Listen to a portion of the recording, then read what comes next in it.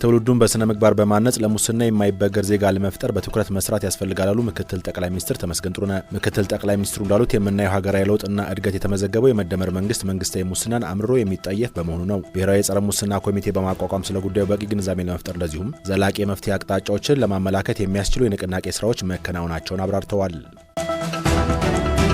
የውሃና ኢነርጂ ሚኒስቴር በትግራይ ክልል መቀሌ ከተማ ከ2.2 ቢሊዮን ብር በላይ ወጪ የሚያከናውነውን የፍሳሽ ማስወገጃ ግንባታ አስጀመረ።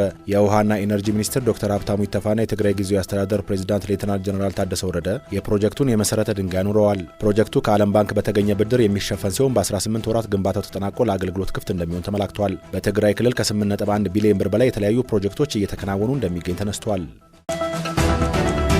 የፋይዳ ዲጂታል መታወቂያን ከባንክ ስርዓት ጋር የማጣመር ስራ በይፋ ተጀመረ። የፋይናንስ ዘርፍ ዲጂታል ትራንስፎርሜሽን ወሳኝ ምዕራፍ የሆነው የፋይዳ ዲጂታል መታወቂያን ከባንክ ስርዓት ጋር የማጣመር ስራ በይፋ መጀመሩን የኢትዮጵያ ብሔራዊ ባንክ ጉዳዩን አስመልክቶ ባወጣው መግለጫ አሳውቋል። በዚህም መሰረት የፋይዳ ዲጂታል የማንነት መረጃ ከሁሉም ባንኮች የደንበኞች ባንክ ቁጥር ጋር የማጣመር ስራ ዛሬ መተግበር ጀምሯል። ስለሆነም ደንበኞች እስከ መጋቢት 30 ቀን 2018 ዓ.ም ድረስ የባንክ ሂሳባቸውን ከፋይዳ መረጃ ጋር እንዲያጣምሩ ብሔራዊ ባንክ አሳስበዋል።